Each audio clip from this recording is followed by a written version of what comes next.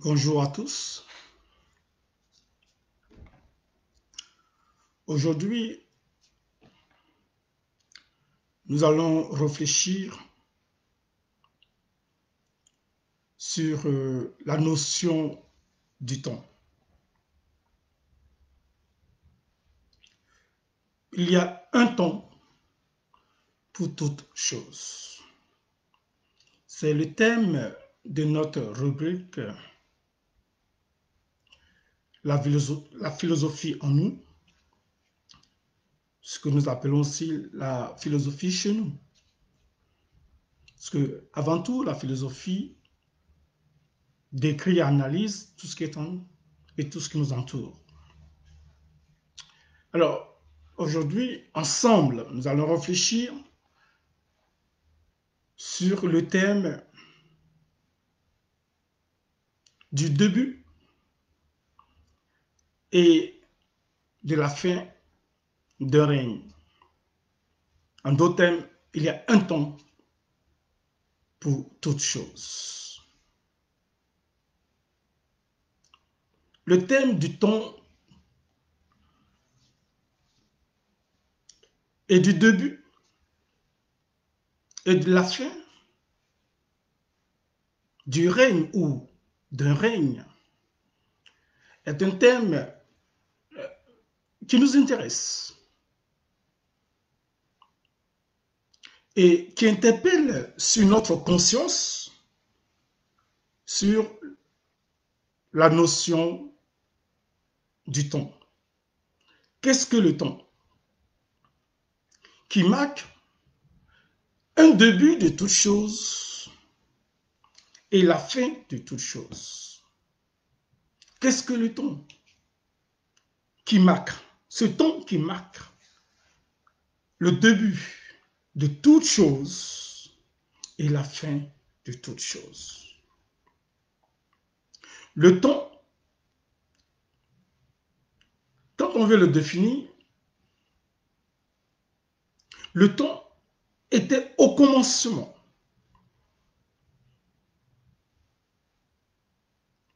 Le temps était avant toute chose.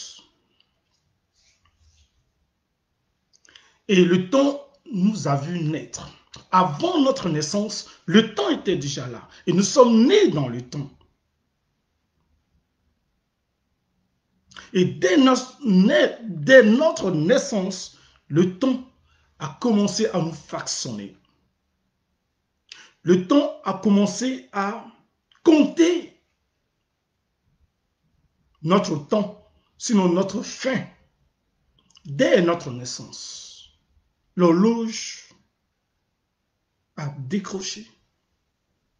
Et notre jour a commencé à être compté dès notre naissance. Ça veut dire qu'il y a un début de naissance. Et dès la naissance, le temps a commencé à tourner sur notre... Donc le temps nous façonne dans le temps, dans notre évolution. Voilà ce que c'est que le temps. Alors qu'est-ce que le temps? Comment peut-on réellement le définir? Le temps, c'est celui qui marque aussi toute chose que nous créons, qui a un début, ou toute chose que nous achetons, qui a un début, mais qui a aussi la fin de ce que nous avons fabriqué ou de ce que nous avons acheté. Il y a un temps de l'utilisation de la chose fabriquée ou achetée, et puis il y a aussi un temps pour la fin de cette chose. Vous voyez? Mais le temps, il est toujours le temps. Il n'a pas varié. Le temps était avant que nous ne soyons là. Le temps est toujours. Et le temps sera toujours. Alors, qu'est-ce que le temps? Le temps nous confie une responsabilité. Nous naissons, nous évoluons. De la naissance à la vieillesse, le temps est toujours présent. Et dans notre évolution, nous avons des responsabilités politiques, de société, économiques, culturelles, etc., etc., dans le temps. Mais toutes ces responsabilités ont un début et ont une fin. Mais le temps, il reste le même. Quelle absurdité! Qu'est-ce que le temps? Alors, l'une des questions philosophiques, sommes-nous des produits farçonnés par le temps que le temps dégrade au fur et à mesure? Ne sommes-nous pas sous la pression du temps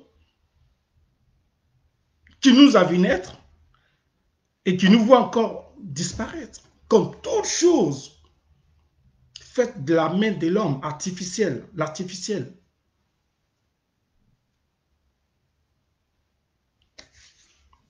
Qu'est-ce que le temps? Qu'est-ce que le temps? Alors, interrogeons Saint Augustin pour voir s'il peut nous aider, ce philosophe, à répondre à cette question. Qu'est-ce que le temps? Dans le livre 11 des Confessions, son livre Les Confessions, Saint Augustin aborde le problème du temps. Et qu'est-ce qu'il dit? Si l'on considère le temps selon le passé n'existe plus. Il n'est plus. Si l'on considère le temps selon le passé n'existe plus, il est déjà passé. Pourquoi s'intéresser au passé alors que le passé est déjà passé? Il nous dit encore, si l'on considère le futur du point de vue du futur, ce futur n'est pas encore. Mais le futur n'est pas encore. Mais pourquoi s'inquiéter du futur? Voilà ce que dit le philosophe Saint Augustin. Le passé, il est passé. Pourquoi s'inquiéter du passé? Le futur, mais il n'est pas encore arrivé. Mais pourquoi s'inquiéter du futur? Alors, il nous reste quoi? Le présent. Si on s'intéresse à l'instant présent, à l'instant, on sent qu'il est insaisissable. On ne peut maîtriser le présent. L'homme est dans ce conflit perpétuel du passé, qui est déjà passé. On s'inquiète du passé, des soucis du passé, de tout ce qui est passé. Le futur, mais le futur n'est pas encore arrivé, mais on s'inquiète toujours du futur, mais il n'est pas là le futur, mais nous sommes dans le présent. Mais essayons de saisir le présent. Le présent, à peine je dis je, mon je est dans le passé. Alors, comment maîtriser ce présent dans lequel je suis ou dans lequel je donne forme à mon existence? Qu'est-ce que le temps?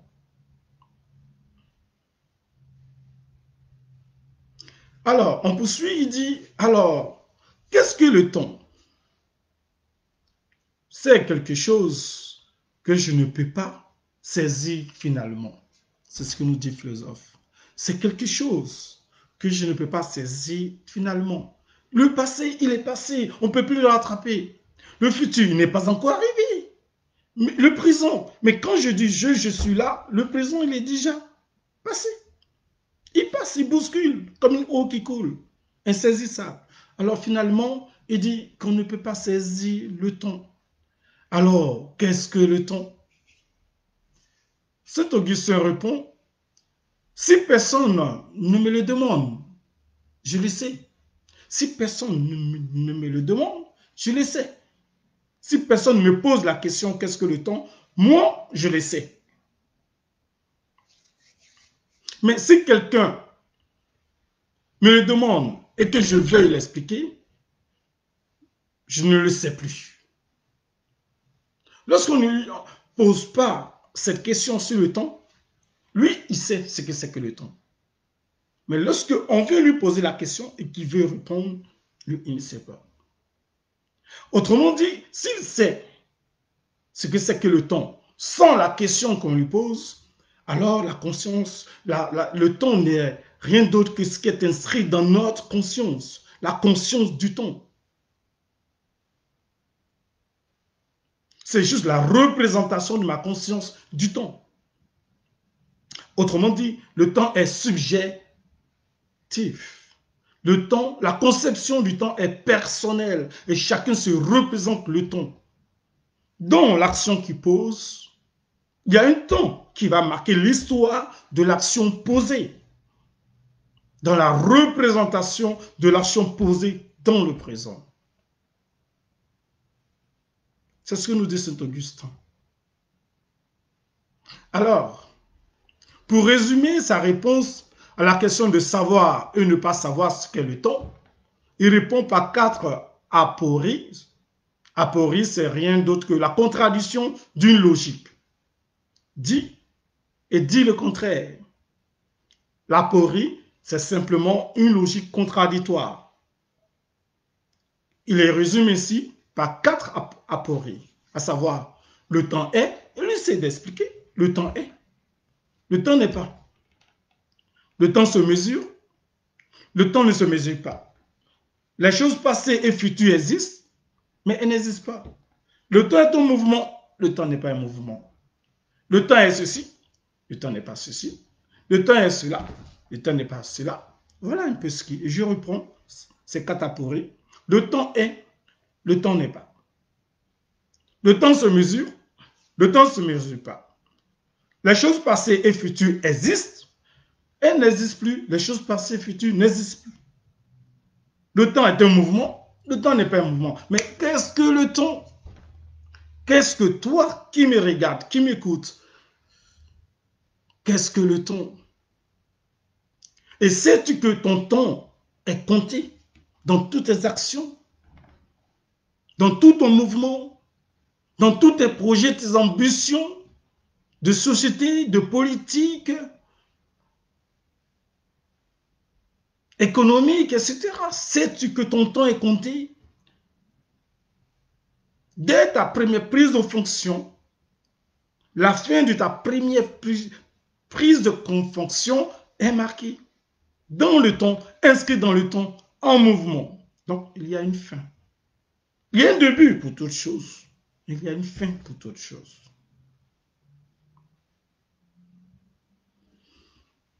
Le temps est donc une réalité. Mais ce n'est ni un objet, ni un être. Le temps ne peut pas être saisi. Il est insaisissable. Ce n'est ni une réalité, ce n'est ni un objet, ni un être. Ce n'est pas quelque chose qu'on peut toucher. Mais le temps, il est inscrit dans notre pensée du temps. On ne le voit pas, mais il est inscrit dans l'espace, notre environnement. Et il passe. Mais le temps ne passe pas, c'est nous qui passons. Et toute chose que nous posons dans le temps passe. Passe. Quelle que soit notre responsabilité, quel que soit ce que nous sommes, notre temps est compté. Dès le début de l'action posée, dès le début de notre élection, il y a une fin d'élection. Dès le début de notre choix, il y a une fin du choix. Donc, le temps est là. Il passe. C'est nous qui courons après le temps. Sinon, le temps est.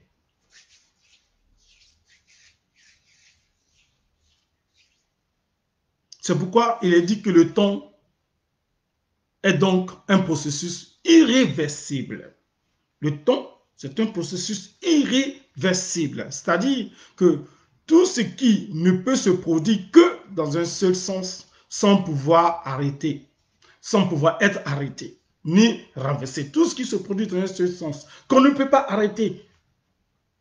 Le temps passé, c'est le temps passé. Il était 8 heures, 9 heures, le temps bouge, le temps bouge. Maintenant, il est 17 heures au moment où je parle.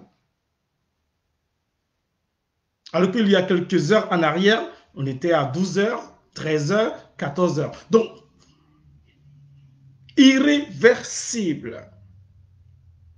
C'est tout ce qui ne peut se produire que dans un seul sens, sans pouvoir être arrêté ni renversé. Nous ne pouvons pas changer, modifier le temps parce que nous sommes, ou nous avons une grande responsabilité, ou une grande fonction, ou une grande maison, une grande voiture, ou des richesses. Mais avec cette richesse, nous ne pouvons rien façonner du temps. Le temps, il est le temps. Mais ce sont nos jours qui sont comptés. Chaque jour, chaque semaine, chaque seconde qui passe, chaque minute qui passe, chaque mois qui passe, chaque année qui passe. Et le temps nous dégrade. On le verra avec des philosophes comme Camus et Blaise Pascal. Les essences de l'homme par rapport au temps, nous le verrons. Donc, le temps nous fait exister, le temps nous fait disparaître. Le temps nous fait exister. L'existence, ce n'est rien d'autre que ce qui existe. J'existe, je suis là. Vous me voyez, je vous vois, on se voit. Donc, ce qui existe, c'est ce qui est présent. Ce qui n'existe pas n'est pas présent. Mais ce qui existe va disparaître dans le temps. Donc, le temps nous responsabilise et ce même temps nous déresponsabilise. Notre responsabilité n'est pas éternelle. Notre fonction n'est pas éternelle. Les actions que nous menons ici, dans le temps, ces actions ne sont pas éternelles. Ces actions sont éphémères. La richesse, tout ce que nous avons, éphémère. Le temps est, mais notre temps est compté. Depuis la naissance jusqu'à la vieillesse, en passant par l'adolescence ou l'âge de la jeunesse et l'âge adulte. Mais le temps est.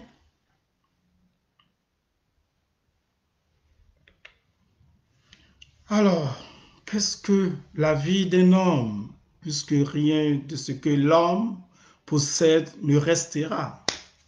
Qu'est-ce que la vie d'un homme, puisque tout ce que nous possédons, toutes les fonctions que nous occupons, ceux pour lesquels nous usons tout par tous les moyens pour atteindre cet objectif, pour qui? Pour le temps? Pour le passé? Pour le présent? Pour le futur? Qui sait si nous verrons ce futur? Parce que le futur appartient au temps et non pas nous. Le futur appartient au temps. Le temps se détermine par le passé, par le présent, par le futur. Vous avez des ambitions, des projets, mais le temps ne vous appartient pas. À l'instant même T, devant vous, je peux disparaître parce que le temps peut décider de ce que je suis et faire de moi ce qu'il veut. Je ne suis qu'un élément dans le temps. Je n'ai aucune puissance, quels que soient mes milliards, mes millions, mes biens publics, etc., mes biens privés. Je ne peux rien faire contre un petit temps, contre une petite seconde. Qu'est-ce que le temps? Que nous dit Nietzsche à propos du temps? Nietzsche, philosophe allemand, Nietzsche dit dans son livre Considérations inhabituelles, 1874, il dit ceci. Nietzsche nous dit que le temps est destructeur. Le temps, il est destructeur. Le temps détruit. Détruit. C'est le philosophe Nietzsche qui parle. Le temps est destructeur. Le temps semble inconciliable à toute chose. Le temps semble rendre inconciliable toute chose. Ce temps, il semble rendre inconciliable. On ne peut pas le saisir. On ne peut pas le concilier à quelque chose. Il est donc destructeur. Ce qui est dans le temps marque de réalité, car les objets matériels sont éphémères et changeants. Je reprends cette citation, la référence de Nietzsche. Ce qui est dans le temps manque de réalité. Nietzsche dit, ce qui est dans le temps, ça manque de réalité, car les objets matériels sont éphémères et changeants. Quelle est cette course à la folie? Quelle est cette course à la richesse, au matériel éphémère. Nietzsche nous dit, ce qui est dans le temps, manque de réalité, car les objets matériels, nous dit Nietzsche, sont éphémères et changeants. Le temps façonne ce que nous possédons. Le temps dégrade ce que nous possédons. Nous rachetons. Le temps dégrade. Nous rachetons. Nous multiplions. Le temps dégrade. Parce que le temps, c'est une puissance. Ah, la souffrance est là.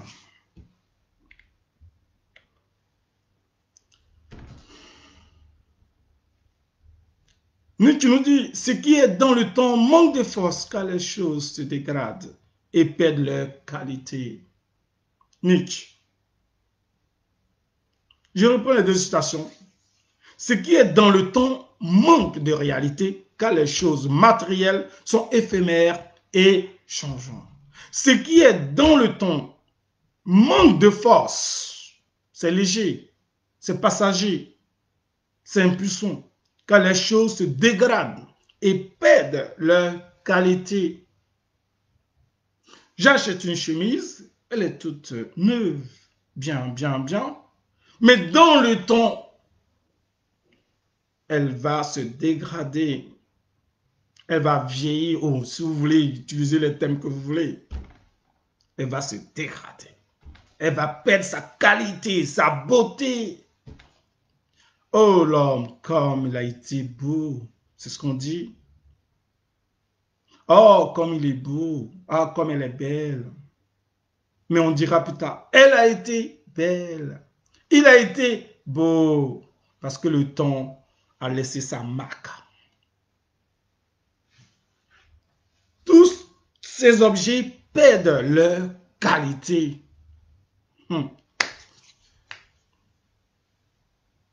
Il y a un temps pour toutes choses. Il y a un temps pour exister. Il y a un temps pour disparaître. Ce qui existe va disparaître. Ce qui existe, c'est l'existence. Et lorsqu'elle ne va plus exister, ça dit qu'elle va disparaître. Nous avons l'impression, nous dit Nietzsche, que notre existence nous échappe. Notre existence nous échappe. La conscience dans notre rapport au temps n'est pas une qualité, mais une expérience douloureuse. La conscience dans notre rapport au temps n'est pas une qualité, mais une expérience douloureuse. Je sais que je suis un être de finitude, c'est-à-dire un être qui va mourir, qui va passer. Quel que soit mon niveau intellectuel, quel que soit mon capital culturel, c'est-à-dire le niveau, les diplômes, etc.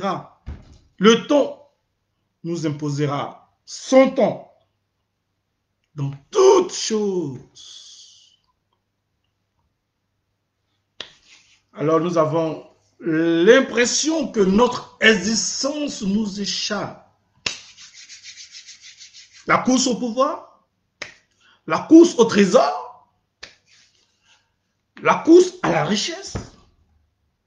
On y verra avec l'Ecclésiaste un peu plus loin. Dans la Bible de Jérusalem, on le verra. Vanité des vanités. Il y a un temps pour chaque chose. Voyons avec Pascal. Non, Albert Camus d'abord. Le philosophe Albert Camus. Dans son livre, Le mythe de Sisyphe, Albert Camus se pose la question, l'existence a-t-elle un sens? Albert Camus, philosophe, qui pose la question dans son livre, Le mythe de Sisyphe. L'existence a-t-elle un sens? Est-ce que mon existence, ton existence, notre existence a-t-elle un sens? Si j'existe et que je possède des biens et que j'ai tout ce que je veux Est-ce que je ne peux pas exister et mes biens ne seront pas avec moi? Autrement dit, tout ce que nous avons, est-ce que ça a un sens? Non pas seulement l'existence de l'individu, mais l'existence, c'est-à-dire tout ce qui existe, tout ce que je possède, est-ce que ça a un sens? La question que se pose le philosophe Albert Camus. Ah, ouais. Il nous dit que l'homme éprouve un sentiment de solitude. Albert Camus. Il dit que l'homme éprouve un sentiment de solitude face à l'existence. Solitude. Et la solitude entraîne absolument l'amertume, l'isolement, des pensées noires, la tristesse, la solitude quand vous êtes isolé. Et l'homme s'interroge. L'homme éprouve un sentiment de solitude face à l'existence. Ne connaissant pas ses origines, cherchant sa nature, il peut ressentir un sentiment d'incompréhension.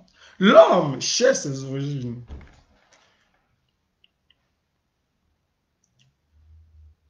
Toute chose qui existe comme un portable, un ordinateur, une souris, il y a quelqu'un qui l'a créé ou fabriqué. Il y a un artisan derrière toute chose créée par la main d'un homme. On les voit bien, tout ce qui nous entoure, les voitures.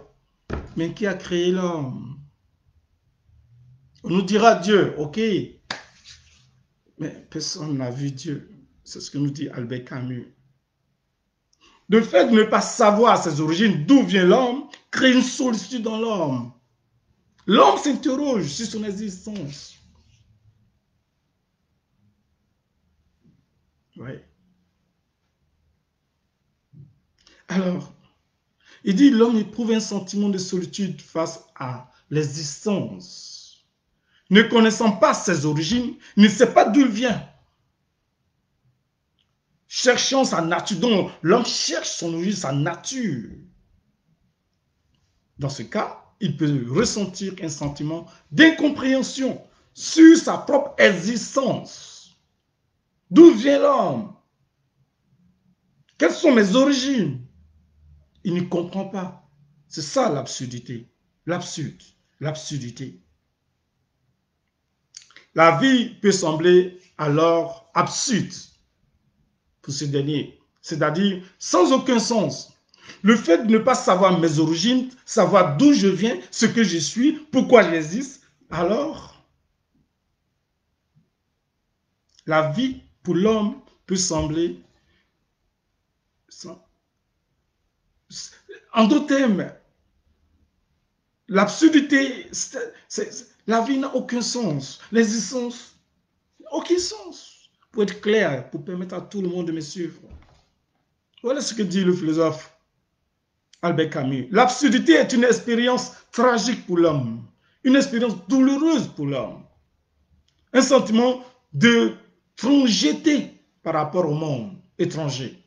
Il a un livre qu'on appelle L'étranger.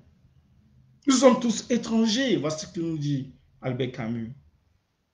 Notre existence a-t-elle un sens?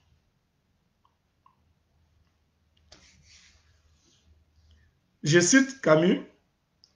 Ce qui est absurde, c'est la confrontation de ce irrationnel du monde et de ce désir perdu de clarté dont l'appel résonne au plus profond de l'homme.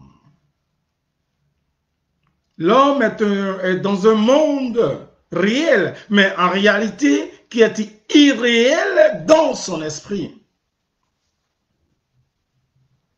Voilà ce que nous dit le philosophe.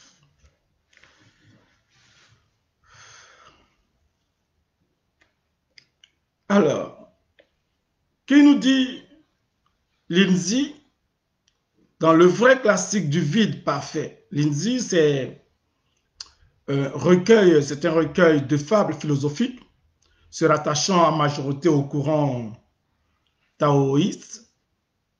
d'un courant philosophique chinois. Il nous dit simplement ceci. Mais aucun plaisir ne dure longtemps. Aucun plaisir ne dure longtemps. Et l'on se lasse à longue des sons et des couleurs. Aucun plaisir ne dure longtemps. On lutte sans répit pour une renommée creuse, pour que demeure après la mort une vaine gloire. C'est ce que nous dit. Ce que nous dit ce recueil philosophique chinois. On lutte sans répit pour une renommée creuse, vide, sombre, pour que demeure après la mort une vaine gloire. Nous sommes morts, nous sommes morts. Et quelle gloire pour qui? Quelle vaine gloire. C'est pourquoi il faut tout faire pour atteindre son objectif. Pour quelle gloire? Alors que tout est éphémère. Nous ne sommes plus pour profiter de cette gloire. Et donc, c'est donc une vaine gloire. Quel que soit tout ce que nous aurons amassé. C'est ce que nous dit ce recueil philosophique chinois. Quelle vaine gloire. Alors, l'Ecclésiaste, qui est un auteur inconnu dans la Bible, l'Ecclésiaste, dans la Bible de Jérusalem, page 1055, l'Ecclésiaste, qui est un auteur inconnu, nous dit ceci. Quel profit trouve l'homme à toute la peine qu'il prend sous le soleil? Quel profit? De massacrer, de tuer, de faire ceci pour atteindre? Quel profit? Dans tout le monde entier, tout le monde se bat, tout le monde tue, tout le monde veut s'amasser de l'argent. On peut écraser, vendre même un pays, dans tous les sens, mais pour quel profit? La guerre par-ci, la guerre en Europe, la guerre en Asie, la guerre en Afrique, dans tous les sens, la guerre, pour quel profit? Dans le temps? Mais le temps nous dit que nous sommes impuissants face à lui, puisque nous passons et notre temps est compté. Et quel profit? Pour toute cette vaine gloire de massacre, de tuerie, pour quelle vaine gloire, quel profit? C'est ce que nous dit l'Ecclésiaste. Alors, ensemble, allons-y et suivons cette lecture. Il y a un moment pour et un temps pour toutes choses sous le ciel.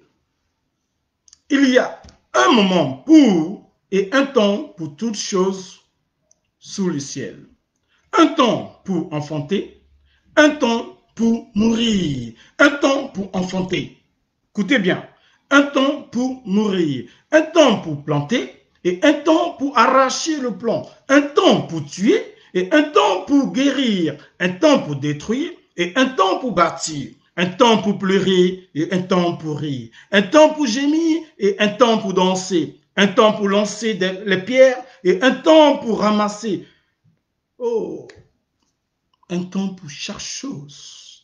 Un temps pour enfanter, un temps pour mourir. Un temps pour régner, un temps pour notre fin de règne. Il y a un temps pour chaque chose. Alors, quel profit? Et au nom de quelle conscience?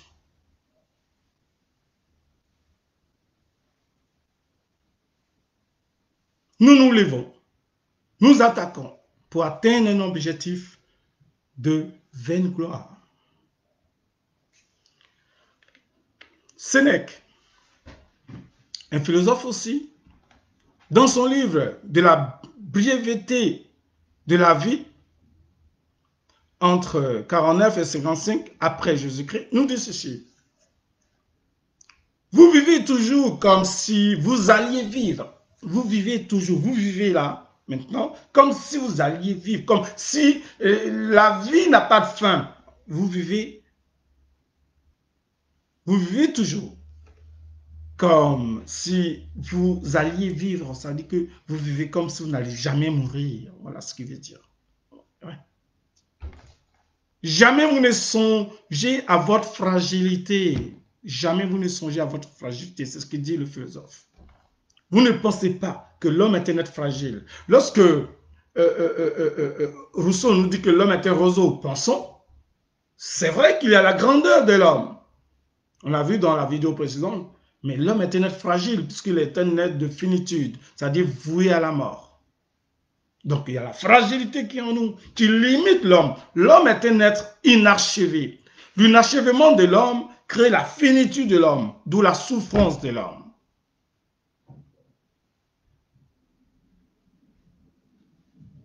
Jamais vous ne songez à votre fragilité. Vous ne considérez pas tout le temps comme qui est déjà passé. Vous perdez comme si vous aviez un trésor inépuisable. Vous perdez, c'est ce que dit le philosophe, comme si vous aviez un trésor inépuisable. Quel trésor avez-vous? Inépuisable. Ah, le temps vous rappelle que je suis là, je suis présent.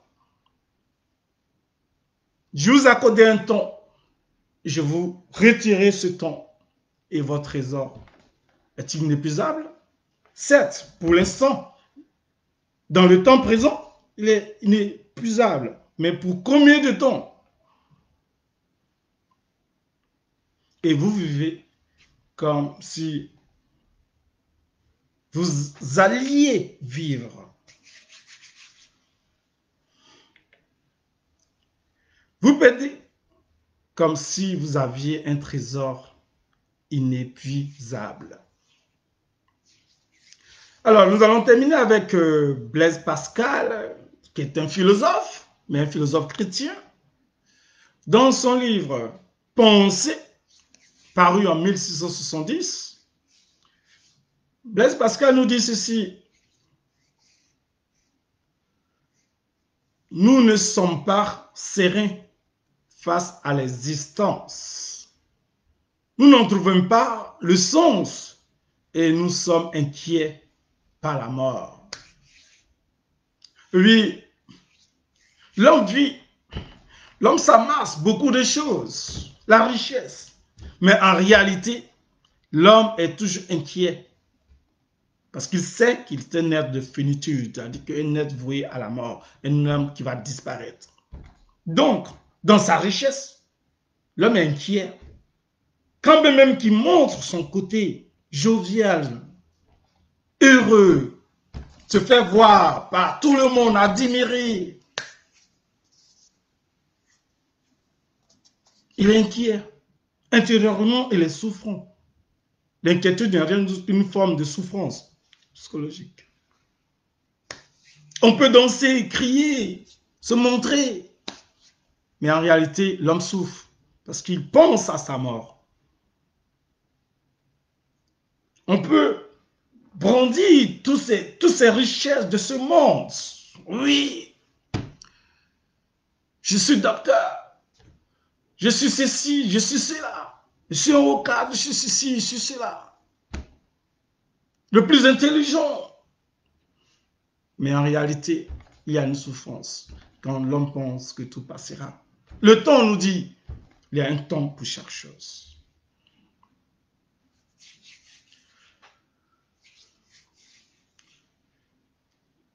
Pascal nous dit que nous ne sommes pas sereins face à l'existence. Face à notre existence, nous ne sommes pas sereins. Yes. Nous n'en trouvons pas le sens et nous sommes inquiets par la mort. Parce que la mort, notre conscience nous rappelle une mort qui arrive. Notre conscience nous rappelle notre passage. Notre conscience nous rappelle que tout ce que nous faisons, le temps, nos activités, tout est éphémère. Tout est passager. C'est un cours direct, souvent que je donne aussi. Et le temps nous rattrape. Le temps fait partie aussi des grandes notions de programme ici en France.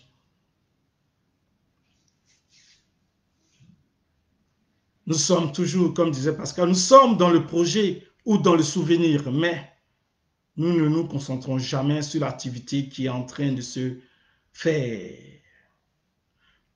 Nous nous jetons dans des activités de diversion que Pascal appelle le divertissement. On croit pouvoir masquer notre inquiétude par le divertissement, par les jeux, pour masquer notre souffrance. La richesse pour masquer notre souffrance.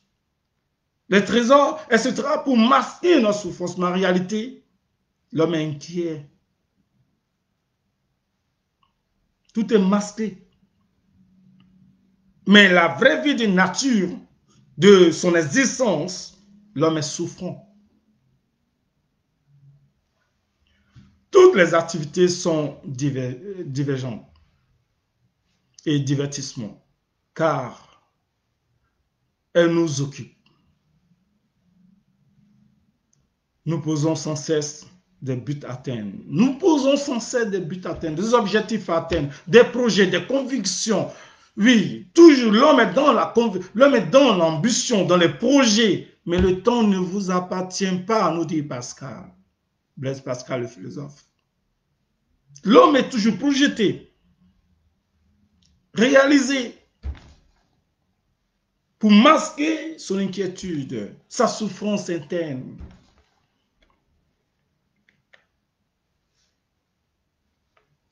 Alors que dit Pascal, toutes ces activités nous évitent de penser à notre finitude, de notre condition misérable. C'est Pascal qui le dit.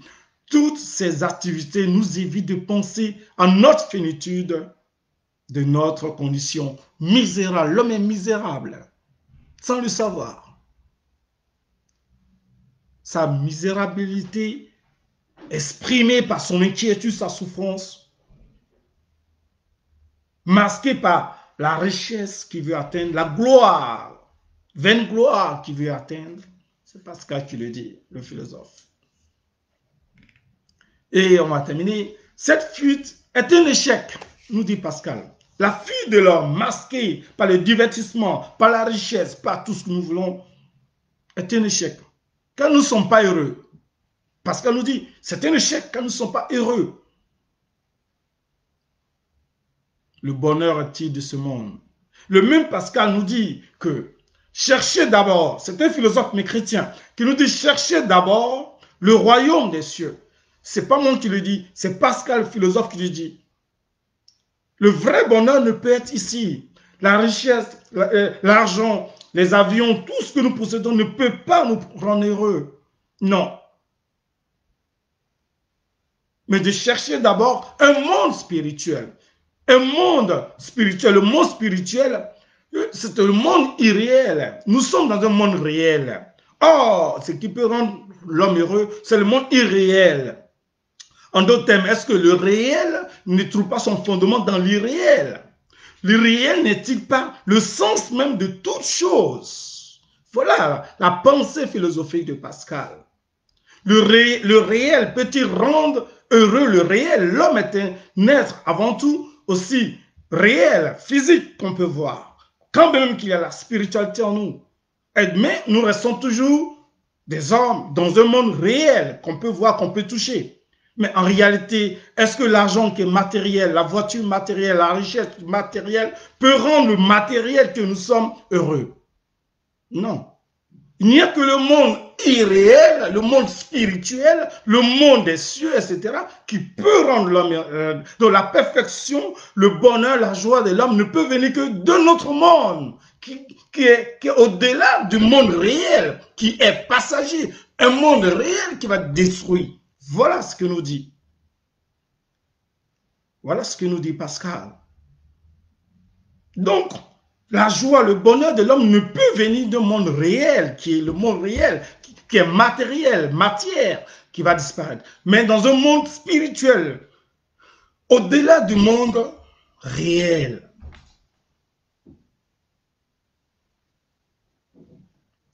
Nous terminons avec Ecclésiaste dans la Bible de Jérusalem, toujours, page 1055.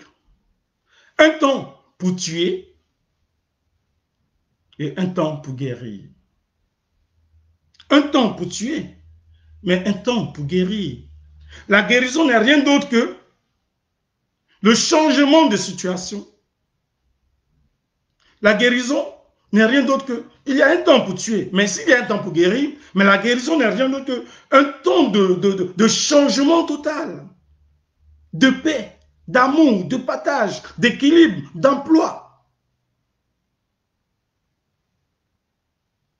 de tolérance, de pardon. Voilà le vrai temps qu'il nous faut.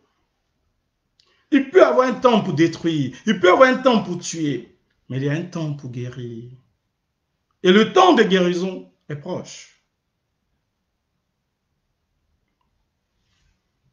Il y a un temps pour détruire, mais il y a un temps pour bâtir. Il faut bâtir. Même après la Première Guerre mondiale, après la Deuxième Guerre mondiale, les Européens ont bâti l'Europe. La Chine aussi a connu des épreuves. Aujourd'hui, elle fait partie des grandes puissances. La Russie, tous ces pays ont connu les grandes guerres. Aujourd'hui, ce sont des grandes puissances. Alors, donc il y a un temps pour chaque chose. Alors donc, s'il y a un temps pour pleurer, où certaines nations pleurent encore des morts, où certaines nations pleurent encore les disparus, ou pleurent encore les souffrances, leur misère, leur chômage, mais Ecclésiaste nous dit qu'il y a un temps pour rire, il y a un temps où ils riront, il y a un temps où ils seront soulagés, il y a un temps où ils seront heureux. Alors, il y a un temps pour chaque chose. Merci pour cette grande attention. À bientôt pour une autre rubrique.